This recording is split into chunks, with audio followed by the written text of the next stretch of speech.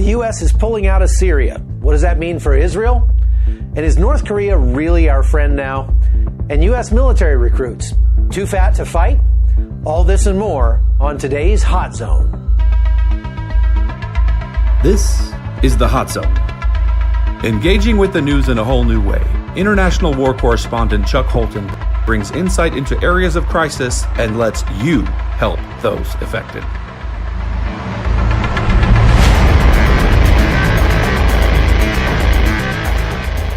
Thanks for being with us. I'm Chuck Holton. So the U.S. is leaving Syria. The sudden announcement came Wednesday from the Pentagon that all 2,000 U.S. troops stationed in that country are claiming victory and leaving. ISIS has reportedly been reduced to just a few hundred fighters near Afrin.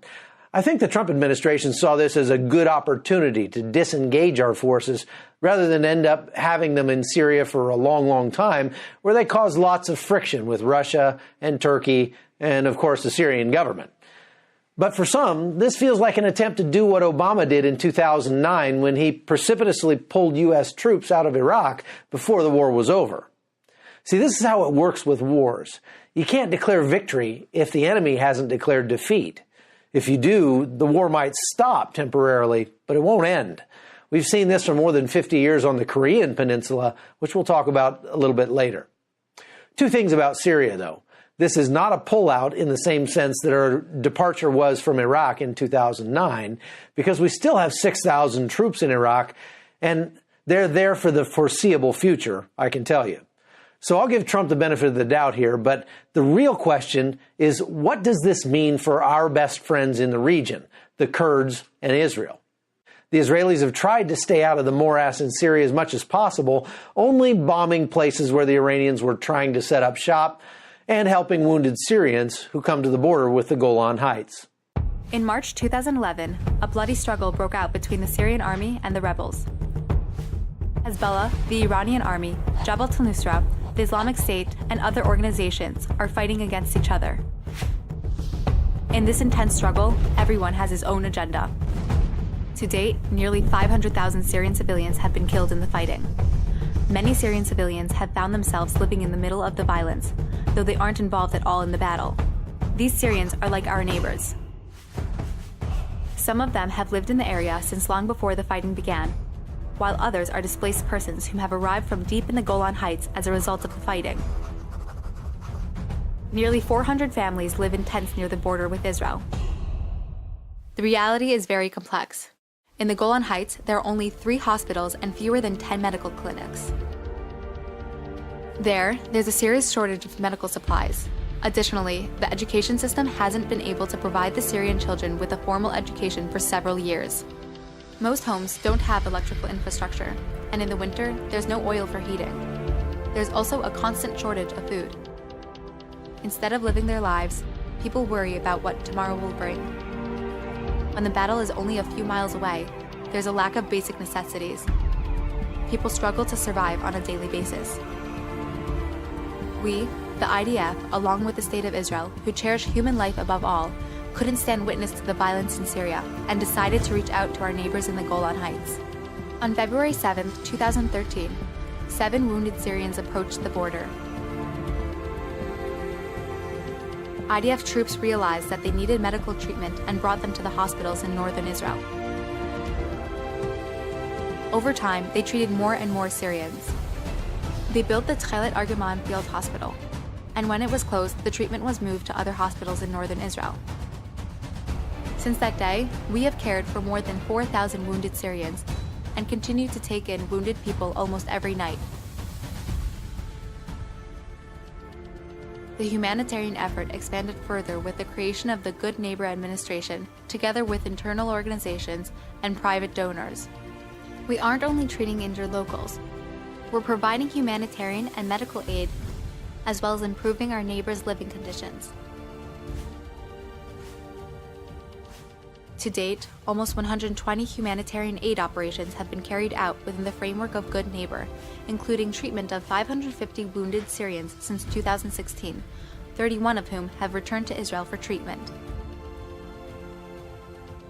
We will continue to support our neighbors in the Golan Heights as long as we're able to do so and as long as they need help.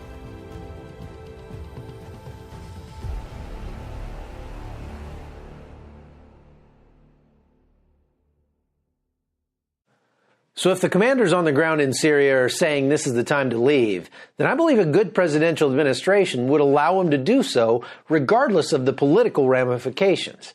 And the Defense Department is making clear that while we might be packing up in Syria, we're not leaving the region. And if needed, we'll be back.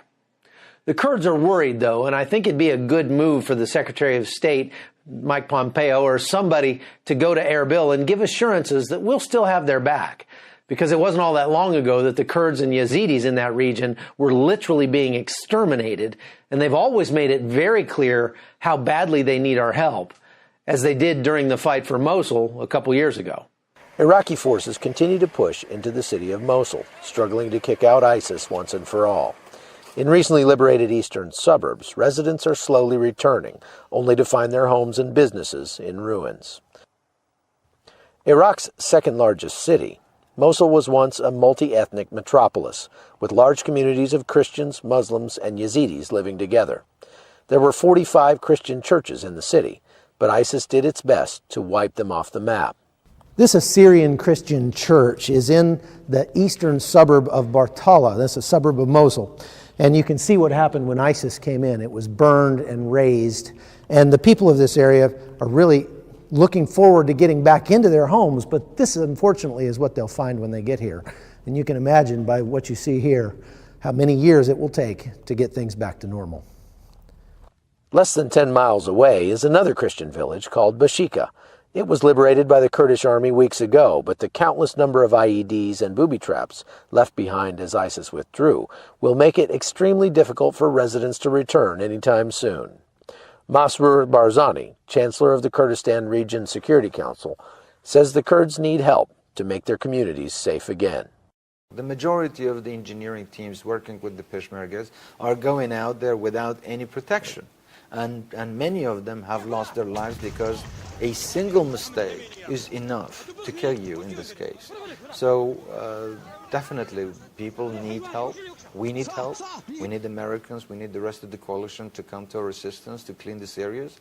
And these are areas that eventually civilians have to go back to and call it home.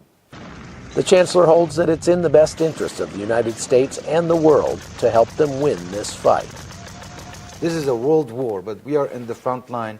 But unfortunately, really, we are not being supported to the degree that we need to. We need Americans to remember that we are loyal friends and loyal allies. We share same principles and same values. We are together against international terrorism as long as it takes. And in this case, to eradicate terrorism and to fight terrorism, there are many ways that we have to work together. From Kurdistan, I'm Chuck Holton for NRA News. The Kurds' ultimate goal is to have their own country, but that's something that neither the Syrians, the Turks, nor the Iraqis are going to allow. So don't expect a marked decrease in violence in that area anytime soon. Now, let's talk about Korea. Sanctions remain in place on North Korea as the U.S. waits for concrete evidence of nuclear disarmament by that rogue state. But while we're waiting, the South Koreans are negotiating baby steps toward peace.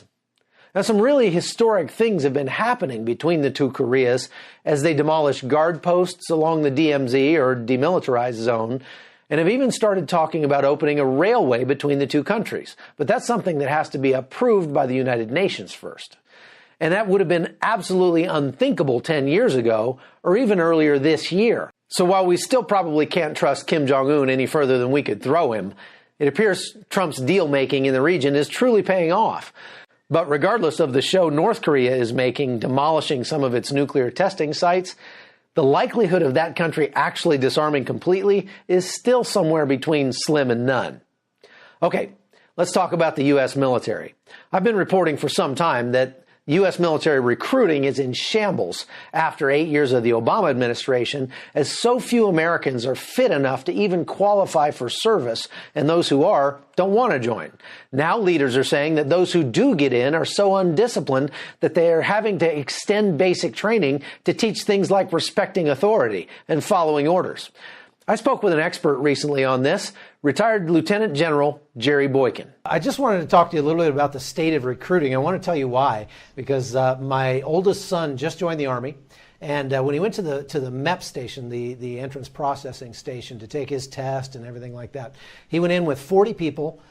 Only 10 of them actually passed the ASVAB test. And of the 10 that were left, only 4 passed the drug test. We just saw General Mattis talk a little bit about this. What are your thoughts?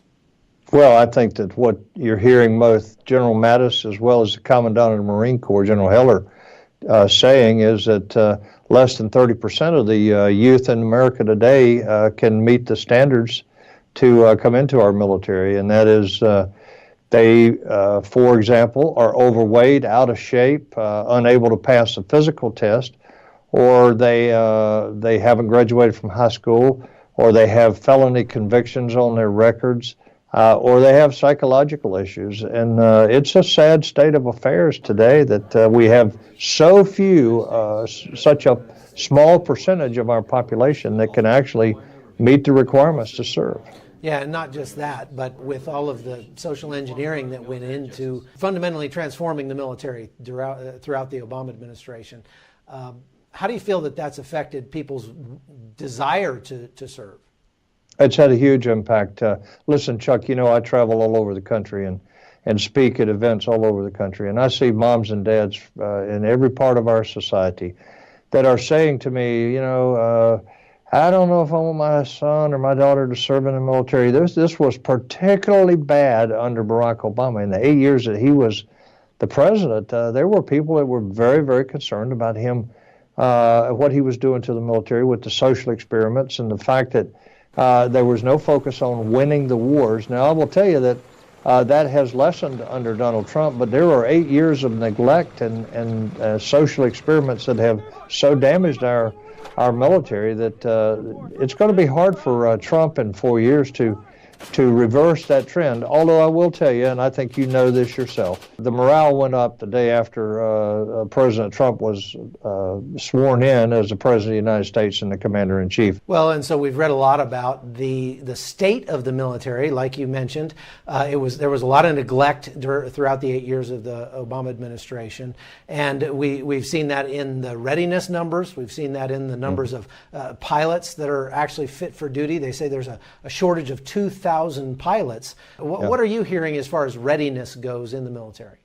Well, the 2,000 figure, that's just the Air Force. That doesn't include the other services. So it's a much bigger problem than just the 2,000 that you referred to. But there is a readiness problem. Look, sequestration and program budget cuts have cut so deeply that we are now cannibalizing from boneyards, from museums. We're getting parts to keep our planes flying. It's a terrible situation here. And keep in mind also, in the 16 years that we've been at war in Iraq and Afghanistan, we have worn our equipment out, and we don't have the money to replace it or even to repair it. And so they're saying they want to recruit 88,000 troops this year alone. How do we do that? How do we keep drawing the best and brightest of America to serve their country when it's in that kind of state? Yeah, well, what we don't do is we don't start lowering the standards. You know, that's been the tendency. If you can't get enough people who are high school graduates, then you lower the standards to where you don't have to be a high school graduate, or you change the physical requirements, or you know, a variety of things. That's not the right way to do it. What we have to do is we have to, number one, demonstrate to the American public that the focus is on winning the nation's wars. And we have to demonstrate, I think, to the American public, to moms and dads all over the country, to Johnny and Janie all over the country, that if you come in the military, that you will be part of something bigger than yourself. You'll be a part of something you can be proud of, and you'll be under a commander-in-chief that wants to win and will give you every opportunity to do just that. Well, you're still fighting the good fight, and I thank you for that, General. And thanks for being with us today. I'm glad to be with you, Chuck. Friends, please don't treat your children like pets. Give them measured doses of hardship and misery as they grow up. Your job as a parent is to produce character, and your boys won't develop manly character by sitting on the couch and staring at a screen. Our country's desperate for more good men who will be courageous and disciplined and selfless. Don't leave it to the schools to train that into your kids. The schools might be able to make them smart, even that's questionable, but only you can make them good. We as a society need you to be disciplined enough to discipline your children. That's all for today. Thanks for being here. If you're listening to this podcast, maybe head over to YouTube and check it out on the video version sometime. And check out patreon.com/hotzone to help support this show. You'll get a lot more out of it. I'm Chuck Holton, and we'll see you back here Monday on The Hot Zone. The Hot Zone is produced by Amy Holton and Livefire Media. Copyright 2019.